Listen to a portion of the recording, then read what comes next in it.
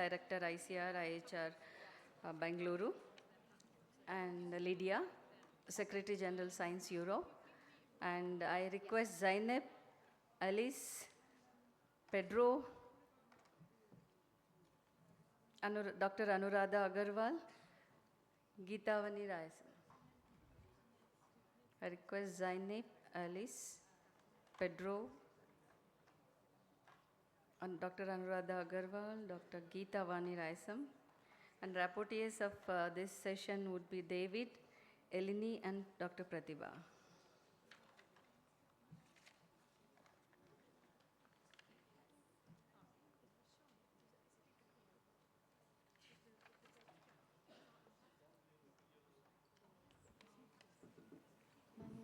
This is okay. This is okay.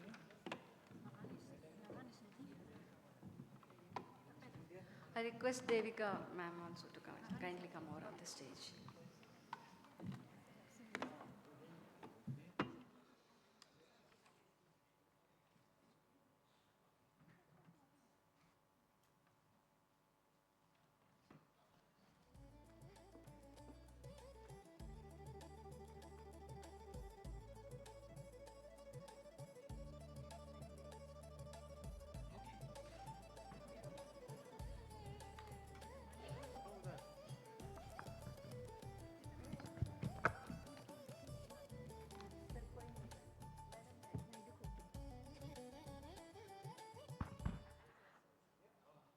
Yeah, she's there.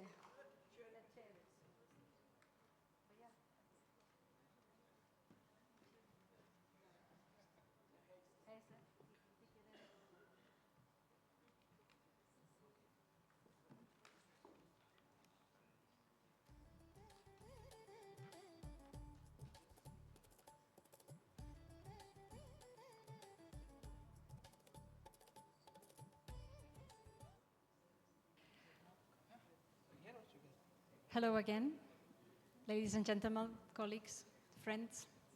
Let us start the concluding panel by bringing many of the same people who have kindly been here with us the full 3 days of the summit. It is a great investment for them. It's a great honor for us because they are here, they listen, and hopefully they will take more actions. And that's why they are here for, to better understand what is going on in the field. So I am very pleased to thank extremely Madame Alice de Fatima Pinto de Celte Almeida. Your dedication is incredible. And we thank you so much for being here with us. May I invite you to say a few words about what is your recollection from this summit? Oh, it's okay. If you want to go up there. Okay. Okay, please.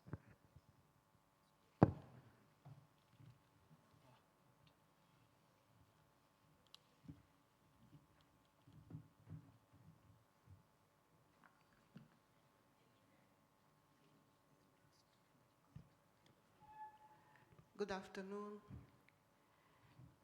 Excelências, Mr. Tussar Becerra,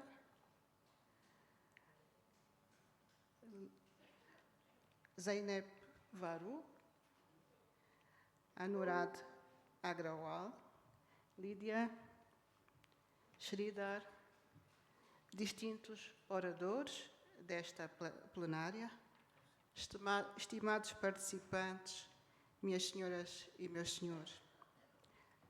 Participamos nesta cerimónia de encerramento com a certeza de que o conhecimento deve circular livremente, servir às comunidades e contribuir para o desenvolvimento sustentável dos nossos países e regiões. Ao longo destes 4 dias, ficou evidenciado que a consolidação e a expansão do modelo de acesso aberto diamante não dependem exclusivamente de infraestruturas técnicas, políticas institucionais ou mecanismos de financiamento público, mas também da valorização da língua, da produção e disseminação do conhecimento produzido em cada região. Sem estes pilares, o acesso aberto do diamante corre o risco de permanecer fragmentado ou de depender de esforços isolados. Em Angola, desde a primeira cimeira realizada em Toluca, México, temos avançado em várias frentes. A reestruturação do repositório angolano de acesso aberto, a criação da rede angolana de revistas científicas, a realização de um workshop nacional focado no fortalecimento do acesso aberto ao conhecimento, assim como a capacitação de editores, bibliotecários, estudantes, docentes, investigadores científicos e entidades governamentais, evidenciando o nosso compromisso com o acesso aberto ao diamante. Como próximos passos, Angola propõe uma agenda nacional estruturada em 3 eixos: reforço da coordenação institucional através do Grupo Técnico Nacional sobre Ciência Aberta, fortalecimento das infraestruturas de comunicação científica, do acesso aberto, fortalecimento de parcerias regionais e internacionais, com especial atenção para os países africanos de língua portuguesa, visando promover a interoperabilidade entre sistemas. Minhas senhoras e meus senhores, o reforço destas parcerias está viabilizado com a implementação da Cátedra Unesco de Ciência Aberta, Digitalização Responsável e Impacto Social. Um sinal claro e evidente do fortalecimento do modelo de acesso aberto diamante em Angola. Igualmente, estão a ser realizadas ações pragmáticas com vista à inclusão dos princípios de ciência aberta na Política Nacional de Ciência, Tecnologia e Inovação, em curso em Angola. Aspecto que certamente acelerará a produção e a massificação da publicação em acesso aberto diamante. Outro ponto central, amplamente debatido nesta cimeira, refere-se à necessidade de se alinhar o acesso aberto diamante com políticas de avaliação da investigação que valorizem a qualidade, a relevância social e a diversidade de canais de publicação, superando métricas exclusivamente comerciais. Angola acompanha com atenção este debate, ciente de que não haverá transição sustentável sem mudanças nos sistemas globais de avaliação da ciência. A terceira Cimeira Global sobre Acesso Aberto nos dá a convicção de que o conhecimento deve circular livremente, servir às comunidades e contribuir para o desenvolvimento sustentável. Se me permitem, em nome do Ministro do Ensino Superior, Ciência, Tecnologia e Inovação da República de Angola e em nome da delegação que me acompanha, renovamos os nossos agradecimentos pelo convite formulado pelo Comitê Organizador desta Cimeira e pelo caloroso acolhimento do povo indiano em geral e, em particular, de Bengaluru. Muito obrigada. Namaste.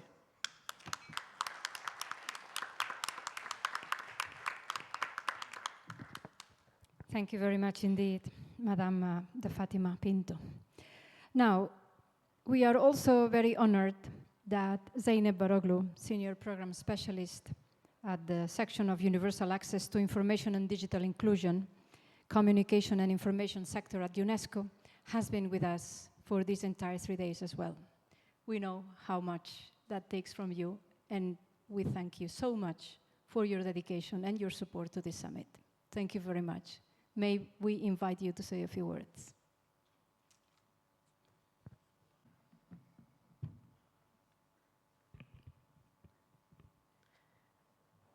Excellencies, Madame Alice Almeida de Pinto, Lydia, dear Mr. Director,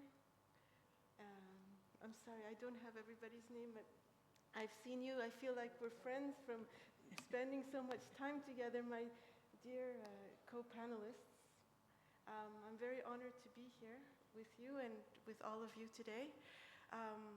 Distinguished guests, colleagues, ladies and gentlemen, as we bring this global summit to a close, I would like to warmly greet all participants joining us here in Bengaluru, as well as those who have followed our discussions from other regions of the world. I'd like to express UNESCO's sincere appreciation to the conference chairs, to Mr. Sridhar Guttam, Principal Scientist at ICAR, Indian Institute of Horticultural Research, and Ms. Lydia Borel-Damian, Secretary General of Science Europe, for their leadership and guidance throughout this summit. Their stewardship has shaped the program that brought together policy and practice and reflected diverse regional perspectives and kept equity and the public interest firmly at the center of our discussions. I would also like to thank the members of the International Oversight Committee for their commitment and collaboration. It's been a great pleasure to work with all of you, and I look forward to our future adventures.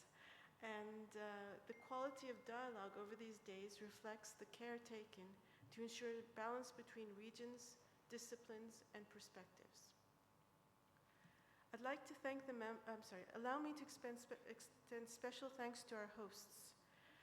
We're deeply grateful to the Indian institutions that made this summit possible, including the Indian Council of Agricultural Research, the Indian Institute of Horticultural Research, the University of Agricultural Sciences, Bangalore, the CSIR, National Institute of Science, Communication and Policy Research, and the InflibNet. We also thank the National Commission of UNESCO, of India to UNESCO, for their kind support of this event.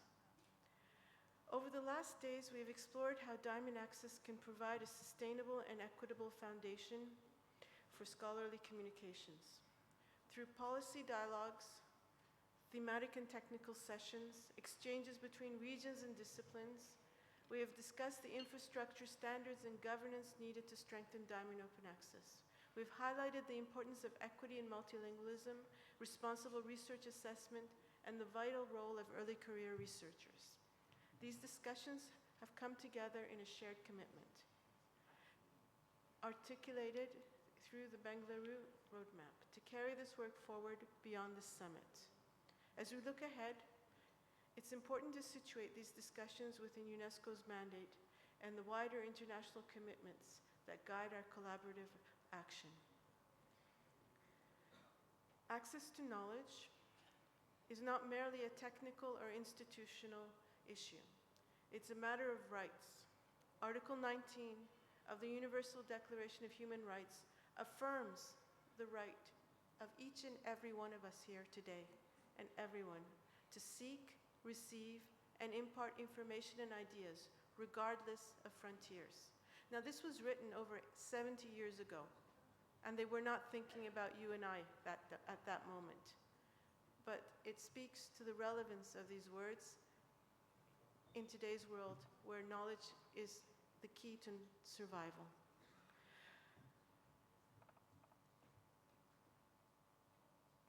This is why the questions addressed at this summit matter so deeply to UNESCO. They speak directly to our constitutional mandate across education, science, culture, and communication and information, and they reflect the direction set by member states in UNESCO's program and budget 43C5, which emphasizes that knowledge sharing, inclusive digital transformation, and skills development as foundations for more equitable and resilient societies.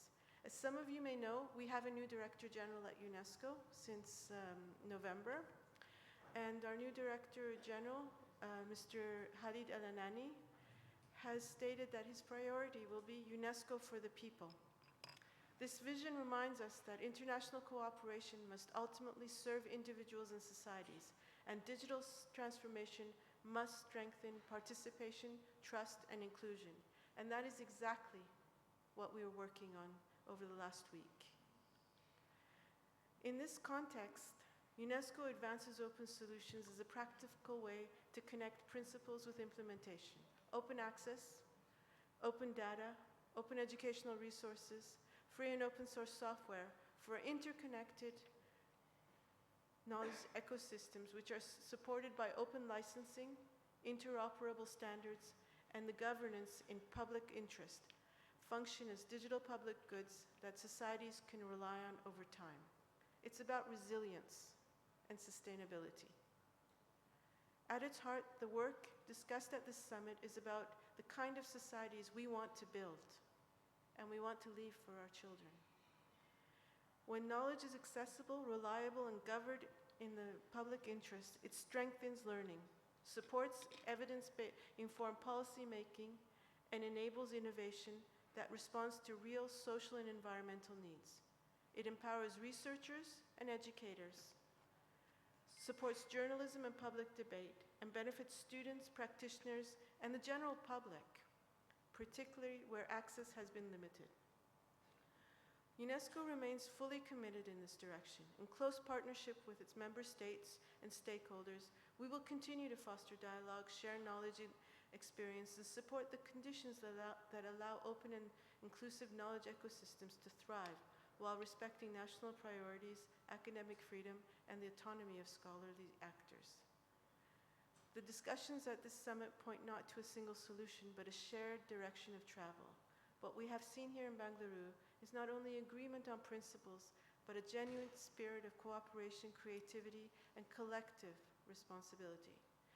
It has been an honor for UNESCO to accompany the many institutions, policy makers, practitioners, and experts who have contributed to the summit and who work on the issues of this summit throughout the lead up and into the future. The energy, openness, and commitment reflected in these discussions give us confidence that progress is not only necessary but possible. Now, before I close, this was my written speech, as you probably understood. But there is something I realized listening to the speeches, and I shared it with Devika just now.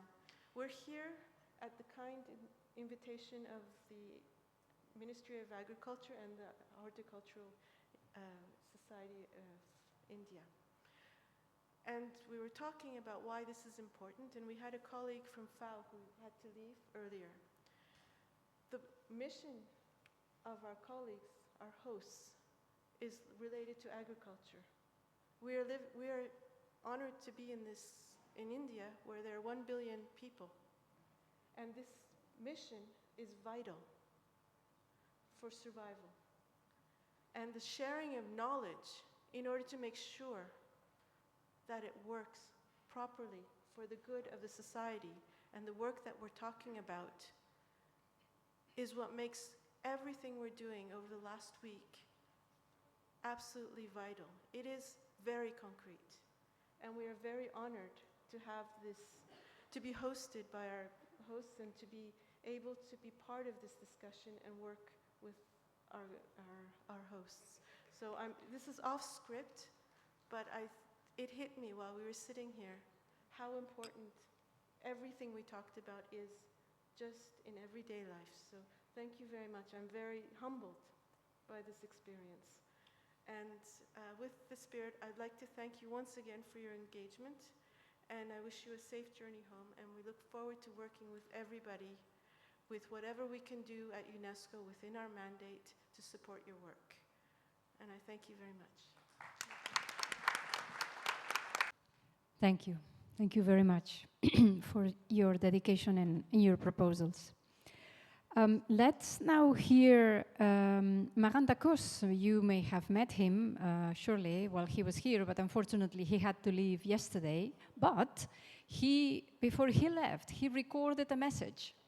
So that, can we ask kindly the colleagues in the IT bar to project Maran's message? Do I start? Okay. Yes. So, dear all, I'm afraid I have to leave to France. So I will be in a plane when you will finish this wonderful conference. And want to thank the organizers and the speakers for all these discussions during the talks and outside the talks around the coffee, which were very important. And I want to share with you some takeaways. The first one is that, did you know that if we want to buy here in Bangalore a tuk-tuk, you will pay 3,500 euros, which means that for 1 or 2 APC, you buy this vehicle, not the ride vehicle. That shows the equity issue we have, the price of the APCs. So we have to move away from a world dominated by APCs. So here are some ideas that I have learned from you during these 3 days. First, we will go further if we go together. Diamond Open Access is a very diverse community. We need to recognize that there are different models, different business models, and we are strong with this diversity, and we need to consider that having only one model is not very good. We need to be as inclusive as possible. Second, we also open science or open Diamond Open Access plans or roadmaps, and we need that type of commitment at national level and regional level and at institutional level. And third, we need a commitment from research organizations and universities. We need them around the table to have a decisive change in the Diamond Open Access landscape. Fourth idea, we need to create funding mechanisms for Diamond Open Access infrastructure and Diamond Open Access journals. And for that mechanism to succeed, we need to include the level of ministries, the level of research funders, the level of research performing organizations, libraries, and universities all together. And then nothing would be possible without any proper mechanism of monitoring and collecting indicators of open science. I have showed you some figures yesterday, and some map of the importance of Diamond Open Access journals in all continents. And we need to go further in monitoring the stage and the trends in Diamond Open Access publishing. Otherwise, we will not be able to make any political decision. Thank you very much, and have a good trip back to your own.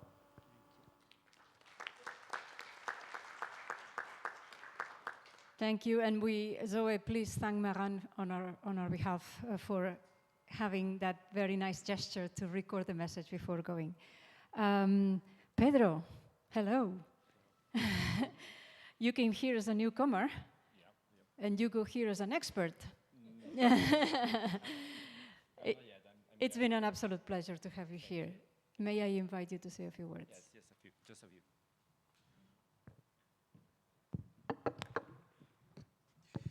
Hi, everyone.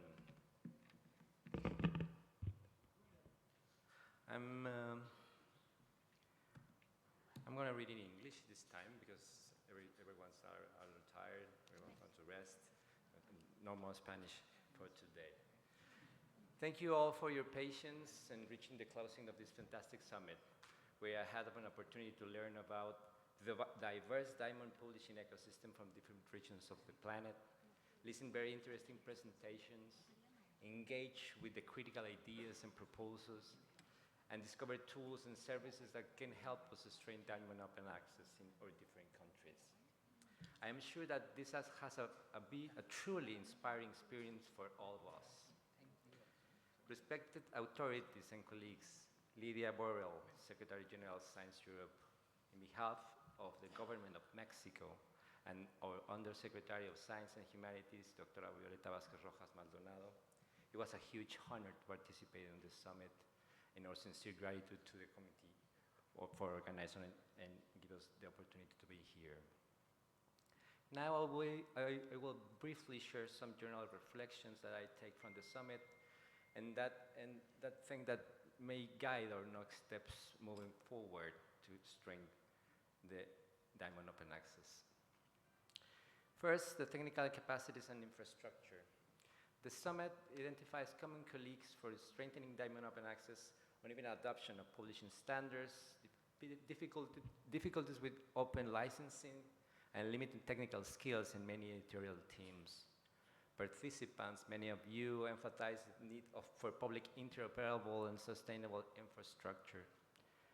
But Leslie Chang remembered us that the infrastructure are not neutral. When they require resources, not all the journals possess, the risk of reinforcing inequalities exists. For this reason, their development should be guided by principles of community governance, common-based approaches, and care-centered practices, supported by training programs and technical assistance. Another thing that I want to remark is that the summit highlighted the wide heterogeneity of the diamond ecosystems, with countries hosting anywhere from the few dozen journals to several thousand, like Indonesia. This diversity is a strength, rooted in multilingualism and local relevance, but it complicates uniform implementation of standards and infrastructure. This is a challenge. The challenge is to create a broadly applying solution that still allows adaptation to the local realities. International collaboration requires identify shared elements that enhance interoperability while respecting the particularities of each editorial community. Governments and funding agencies were identified in this summit as central actors for ensuring the sustainability of diamond ecosystems. The summit stressed the need to transform evaluation systems that currently privilege commercial high-impact journals and to reading initiatives to fully recognize diamond open access journals. Financial stability also depends on national policies and structural funding mechanisms, not just temporary projects. Coordinated policy advocacy and clear regulatory frameworks are essential to establish diamond open access as a core component for public scientific infrastructure. Finally, the diamond model is sustained by collaboration among editors, scholars, and institutions. It's a collective action.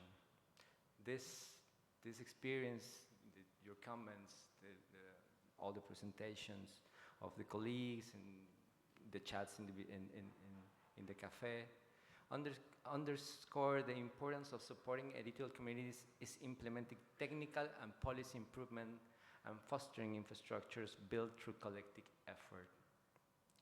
The value of diamond publishing is relational rather than economic, relying on networks of cooperation. 3 priorities that I highlight at the end is the guide this collective work are this, and it's very constantly in different in the presentation, in the round tables and so on. Capacity building, policy infrastructure, and the transformation of evaluation and incentive systems. This acts as shape a shared agenda for consolidating stronger and more equitable global ecosystems of journals. Finally, from Mexico, having had the opportunity to be here in Bangalore and listen to you and to share our proposal with you reaffirms the commitment of the Ministry of Science, Humanity, Technology and Innovation of the Government of Mexico to support diamond open access as a strategic pillar for our national science policy. Thank you all.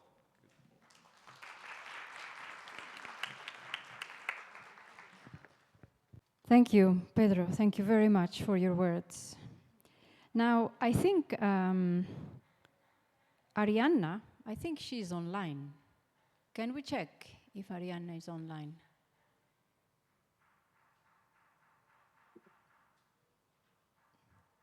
I am online. I don't know if you can hear me. Here you are, yes. Hello, Arianna.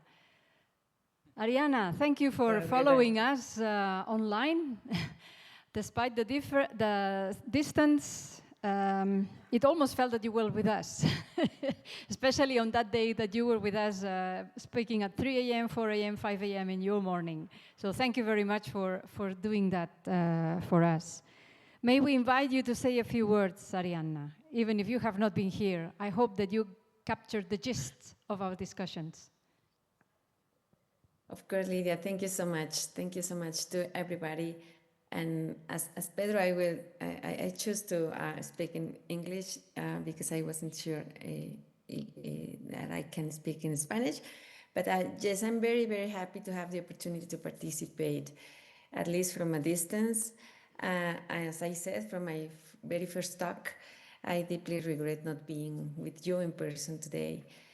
And well, as we come to close this gathering, I want to invite us to commit We have spent these days discussing infrastructure, sustainability models, evaluation systems, workflows, platforms, and policies. Of course, all of this matters. But if there is one message I hope we carry with us beyond this room, it is that, and I'm sorry to insist in this message in the past two summits, but for me it's very, very important, that the only way Diamond Open Access could succeed, learning from the experience of Latin America, is by treating knowledge as a commons.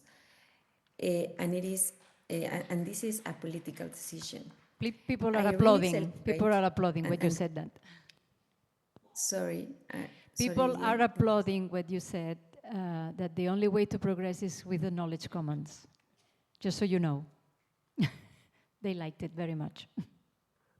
Thank you so much, Lydia. I know it. I celebrate that this summit was held in an institution working with on agricultural sciences.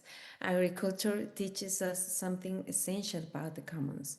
Seeds, soil, water, and biodiversity cannot be enclosed indefinitely without consequences. When agriculture is treated only as a commodity, we undermine food sovereignty, sustainability, and collective well-being. But when it is treated as a commons, it requires care, shared knowledge, long-term stewardship, and collective responsibility. So knowledge works in the same way. Scholarly communication, like agriculture, depends on cycles of contribution, reuse, and regeneration. Diamond Open Access is the model that most clearly reflects this logic. It is about cultivating knowledge, not extracting it. It is about stewardship, not exploitation.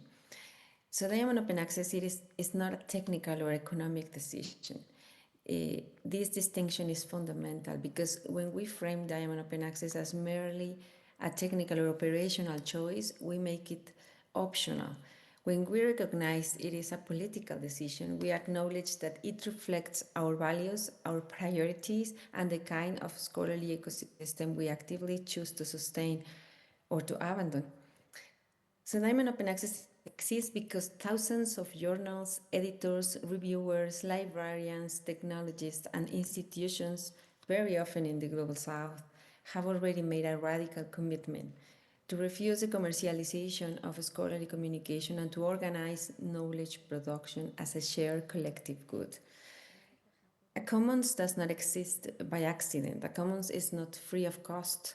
A commons survives only when those who benefit from it also assume the responsibility of maintaining it, of contributing back to the commons. Today, Diamond Open Access journals are making an enormous contribution to the global knowledge commons. They do so without charging authors, they do so without charging readers, they do so sometimes with scarce resources or individual efforts, and they often do so without stable funding, without institutional recognition, and without long-term protection.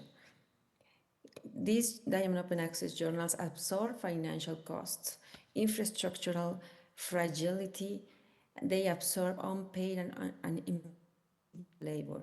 And this situation is not sustainable. And more importantly, it is not just an urgent need, it is under threat. If we truly believe that knowledge is a public good, then we must say this clearly and without ambiguity. Everyone who benefits from the knowledge commons must contribute to the knowledge commons.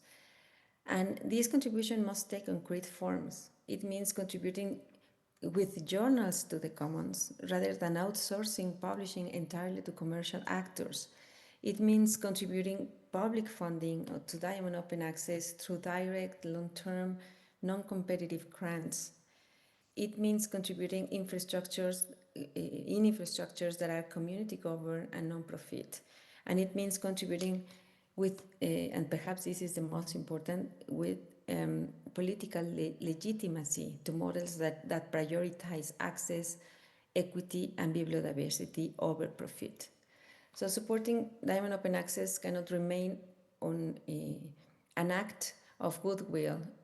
It cannot be framed as an alternative for those who cannot afford APCs or to be paid with the money that remains after paying APCs. It must be recognized as a central strategic pillar of scholarly communication.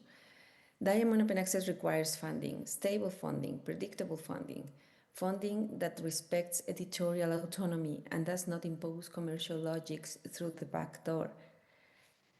So the dominance of APC-based open access models is now present everywhere, even in Latin America. It was the result of political decisions, and the marginalization of Diamond Open Access in some regions is also the result of political decisions.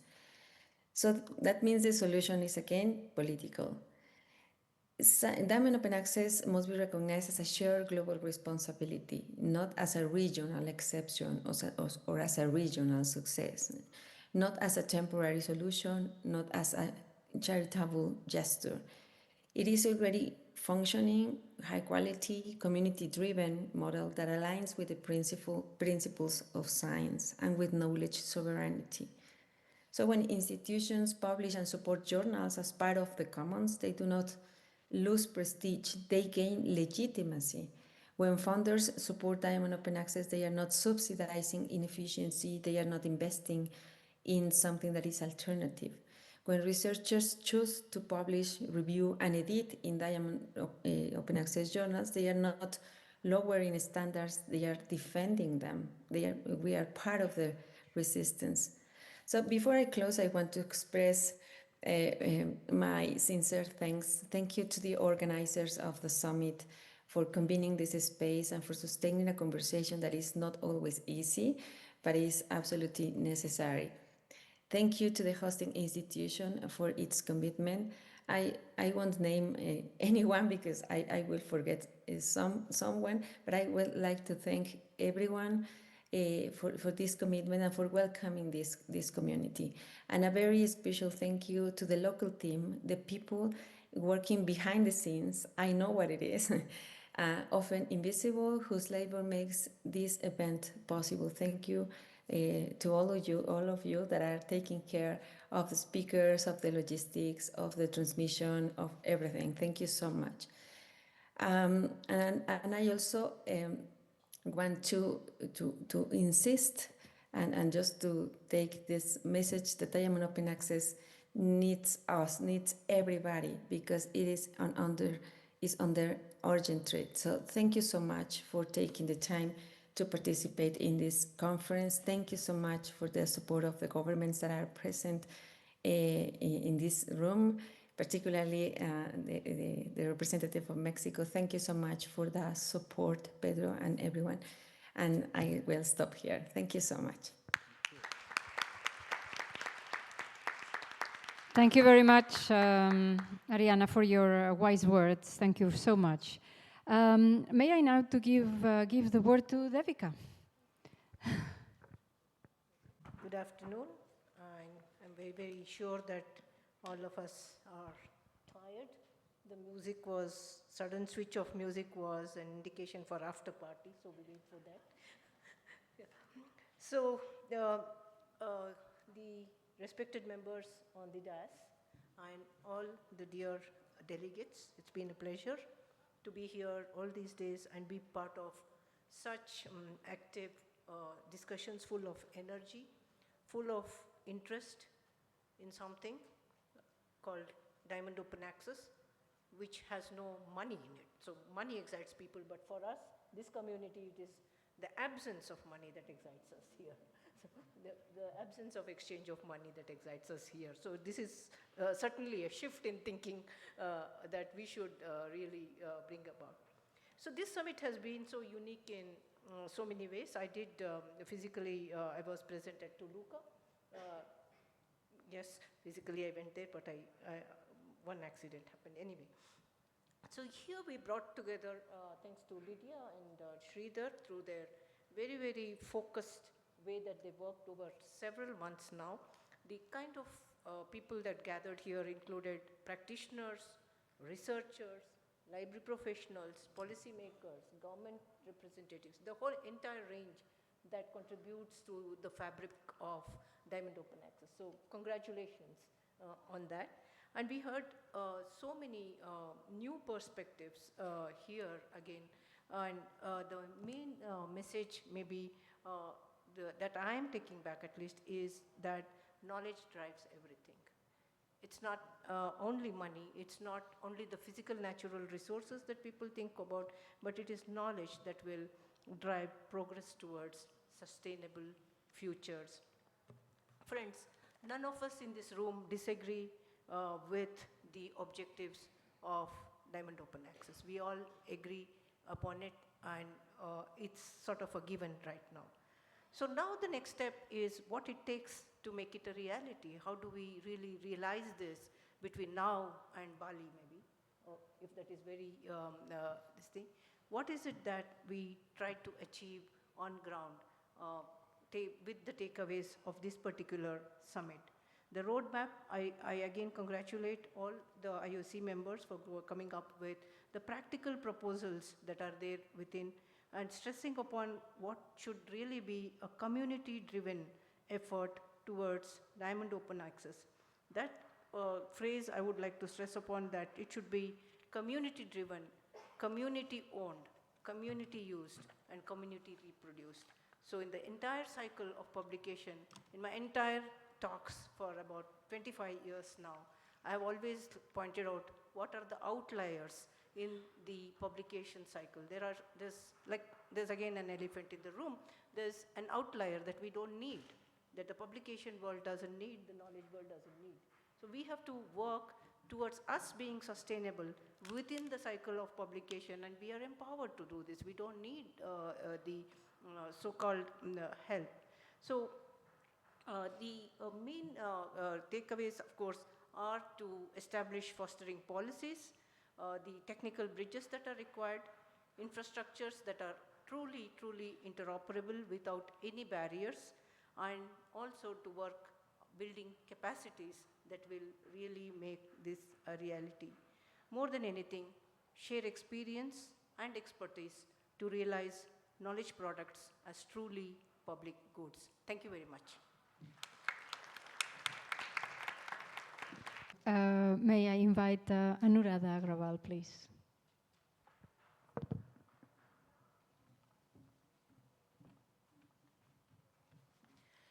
Dignitaries on the dais, off the dais, delegates, our friends and guests online. Thank you for giving me this opportunity once again.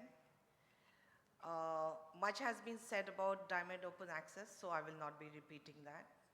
I will only speak that from the organization that I come, the Indian Council of Agricultural Research, Diamond Open Access functions because publication is treated as an academic infrastructure, much like libraries, laboratories, and data systems.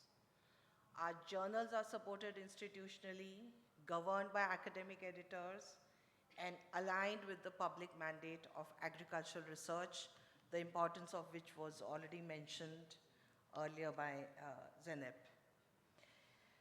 And a key feature of this is shared responsibility. And I think each one of us who has come for this summit completely agree about the shared responsibility. Through the Directorate of Knowledge Management in Agriculture, where I come from, ICR supports not only its own journals, but journals of other scientific societies, and we are growing by the day and very proud about it. Most of them function as complete Diamond Open Access journals, and we are trying to increase the fraternity. Three characteristics have been critical in making Diamond Open Access work in our context. First was the policy clarity, which I mentioned in my talk earlier. Second is the stable funding. Initially, it was project-based, and then by default, it was extended into our institutional budgetary mandate. And third, of course, the academic governance.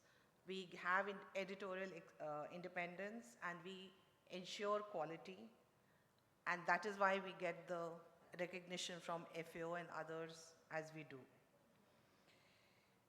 We try not to compromise on quality, but It strengthens our accountability by aligning publishing with academic values rather than commercial incentives.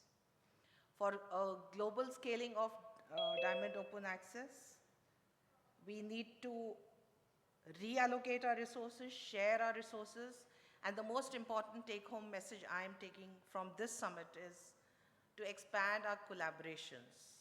So thank you, Sridhar and Lydia, for bringing me on board particularly, because it will be my endeavor to increase the collaboration on behalf of ICR for this community and to facilitate each other. Diamond Open Access succeeds not because it is idealistic, but because it is structurally sound when institutions choose to act. And for talking about the roadmap and the way forward, it will be really nice that the next conversation we have on open access, we will also bring in our policy makers, our governance people, to make them see the light of the day. That is going to make a large impact, because this community is convinced, and I can create capacity and awareness programs to educate other researchers, scientists, librarians, information managers, but finally it's the people who hold the kitty who need to be convinced. So I look forward to new collaborations and partnerships. And finally, I'm not an IT person, but somebody had raised the point. Now with the AI system coming much into the picture, and we are providing all the open access data, and they are reappropriating it back into locked systems. I don't know how this group is going to look at that. I look forward to that policy alignment. Thank you. Have a safe journey back home. And on behalf of Indian Council of Agriculture Research, it is really a pleasure to be here and be part of this very, very important group. Thank you very much. Jai Hind. Thank you, Anuradha. It's been a pleasure to share these days with you. Same thing as I can say from Geetavani Rayasam. Thank you very much for being here. May we invite you to say your concluding remarks.